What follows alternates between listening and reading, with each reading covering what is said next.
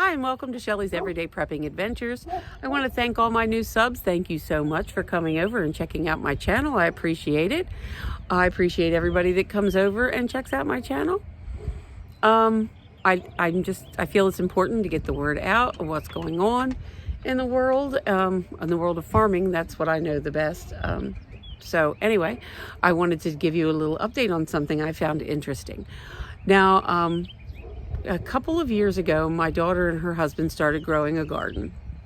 And this year they wanted to get a truckload of garden dirt, they call it. It's like compost. And there's a company, there's a small mom and pop shop very, very close to them that sells it. And they not only have my daughter not only has a regular garden, but they use pots. They grow in pots as well.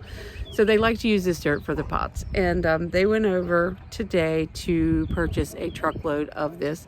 And the owner said, "I am so sorry, we are no longer allowed to sell it in bulk like that." And my son-in-law said, "Why? I bought it here before."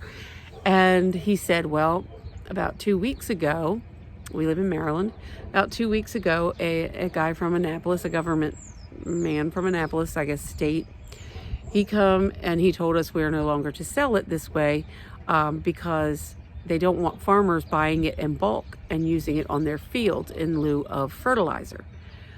They regulate how much fertilizer every farmer in the area puts on their fields. Due to the fact that we live in the Chesapeake Bay watershed, they want to keep check of all the runoff that comes off of the fields, and they want to try to control how much contamination, I guess fertilizers and stuff, get into the water. So every year, I do know this, I've seen them do it, every year they come out and they test my father's fields to see how much fertilizer is actually in the dirt and how much fertilizer he's going to need to grow his crops. They know exactly how much he needs. They know exactly how much is in the ground, and they only allow him to buy exactly what he needs. So I don't know if some of you are aware, but corn actually takes a lot of nutrients out of the ground. You need a lot of fertilizer to grow corn. Soybeans, not so much. Soybeans will put nutrients back in the ground. So every couple of years you rotate the crops. Where you had corn one year, you're going to put soybeans so that the soybeans can put the nutrients back into the ground. I look for a lot of farmers to move over to possibly less corn and more soybeans because of the fertilizer issue.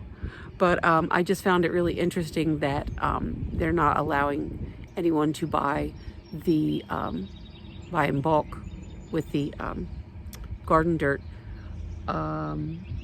So I don't know what everything's coming to, but I do know, but that's beside the point. We all know what's coming. It's a perfect storm of catastrophe, in my opinion. I have seen on other channels, and I have seen on the news, they're talking about, actually the news hasn't said a whole lot about it. Actually, it's a channel. I don't know if anybody of you have ever checked out Pinball Preparedness or Pinball Prepping. He talked about a diesel shortage, and there's going to be a diesel shortage on the East Coast. So you have the diesel shortage, which is going to affect the truck drivers, but the truck drivers won't have any food to haul if the farmers can't get the diesel to get their crops in and get the crops off. So it's this perfect storm of pure insanity is what it is. And I just thought I'd let everybody know. Again, I encourage you to have backups for your backups. It's perfectly fine to grow a garden. Actually, it's wonderful. You should grow a garden, but you should have canned goods as well. I know that some people will say, the canned goods have too much salt, or, too much this, too much that. If you don't have food, what if I got to be honest with you, farmers are the biggest gamblers in the world. They are the biggest gamblers in the world. I promise you, they are. And why I say that is every year It's a gamble. What's the weather going to do? If I get these seeds in too late, or if I get them in too late and then my crops don't do well, I lose volume. I lose the amount of, you might still grow crops, but you won't get nearly as much as you would have if you'd have gotten them in at a certain time. Maybe you couldn't get them in at a certain time because it was too wet or it was too cold. I mean, seeds need a certain temperature of the ground before they can be planted. And so, it's a gamble. It's an absolute gamble. And then there have been times when they've gotten in, the corn's growing, it looks absolutely amazing, and you get we've actually had hurricanes here in the area that I live in, or really strong winds, and it knocks all the corn down. Now, it will, a lot of times, not all the time, it will, in some cases, straighten back up some.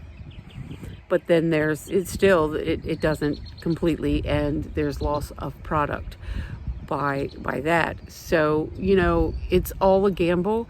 It's all about the weather. And then you have Big Brother putting restrictions and telling what you can and cannot do, how to run your business. I have to be honest with you, when I realized farming is the only business that you don't set the price for your commodities. You don't. When we milked cows, they told you how much they were paying you for your milk. That's the way it was. You didn't set the price. They set the price. And it was take it or leave it. And it's the same way with everything else. So being a farmer is a big gamble, a huge one. I never realized it until I grew up, but it depends on so many things, so many variables. And then, like I said, you throw man-made stuff in there and it just pisses me off, to be quite honest. It pisses me off. You struggle and then they slap you down again. Sorry, I'm going off. Anyhow, thank you for coming over to my channel. Thank you for listening. I appreciate it. Please like, share, and subscribe, and ring the notifications bell so that you can see any future videos that I have up. I'll see you in the next video. Thank you.